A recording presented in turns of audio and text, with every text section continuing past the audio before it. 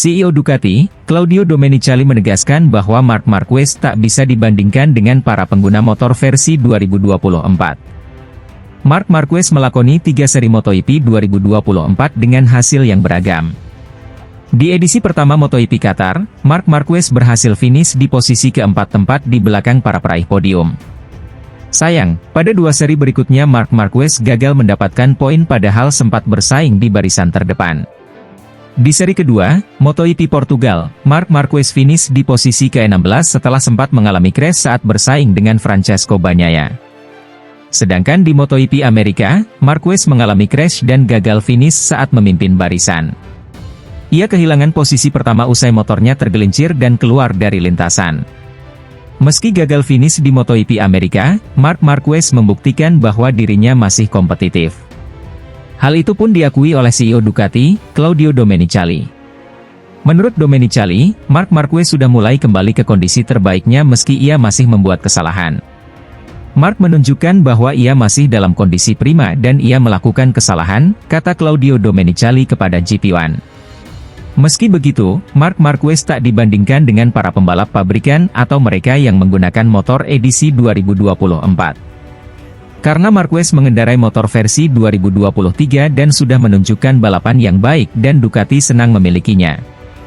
Namun, Anda harus menafsirkan fakta bahwa ia mengendarai IP23 dan performanya harus dikaitkan dengan mereka yang mengendarai motor yang sama dengannya.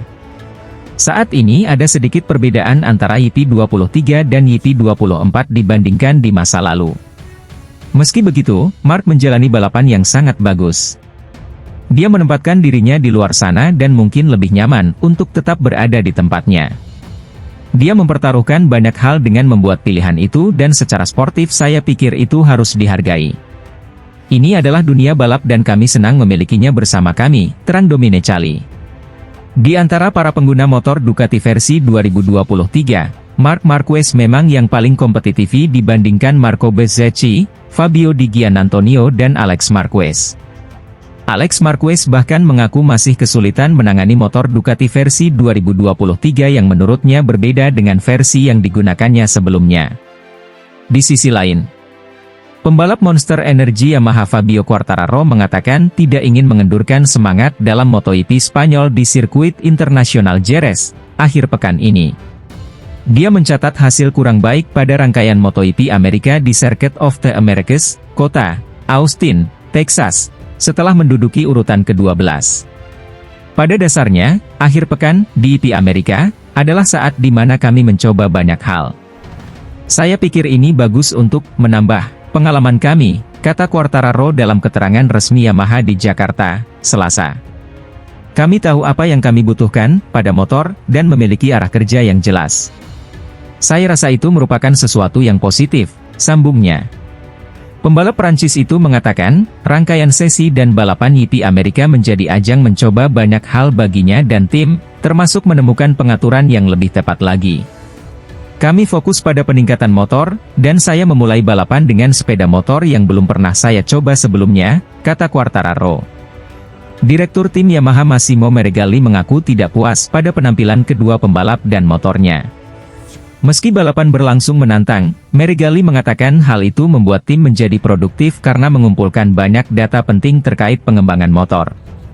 Kami telah mencoba hal-hal baru, dan data ini akan membantu kami mempersiapkan diri untuk melakukan perubahan di masa depan, kata Meregalli.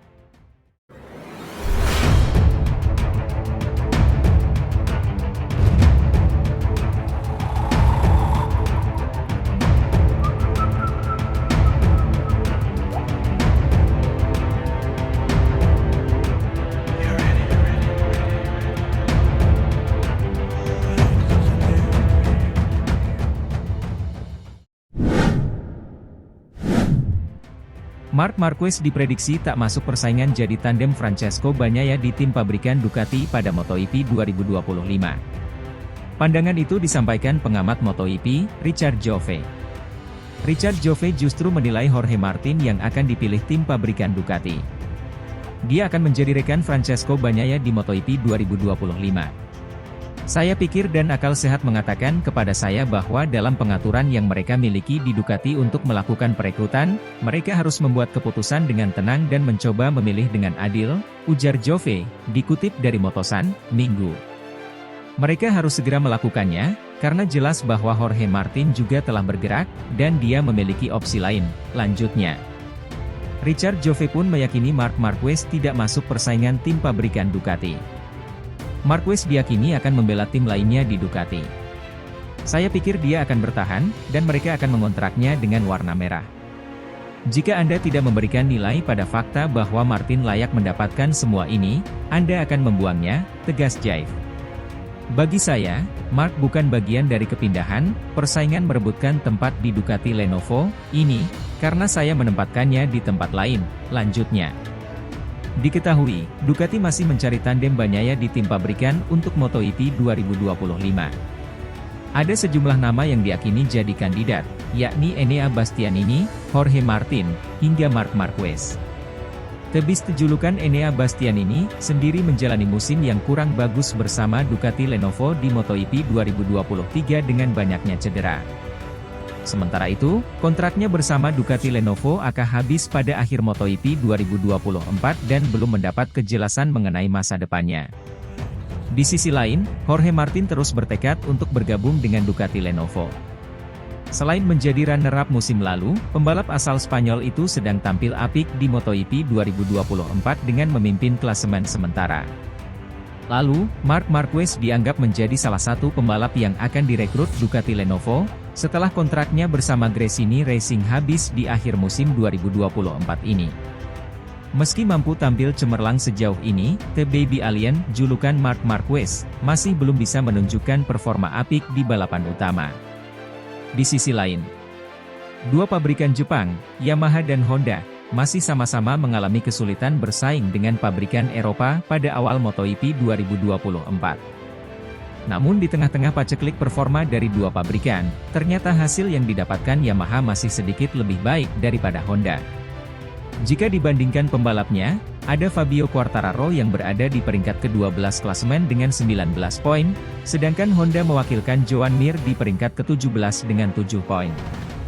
Kemudian jika dibandingkan di klasemen konstruktor, Yamaha juga unggul dengan 19 poin melawan 8 poin.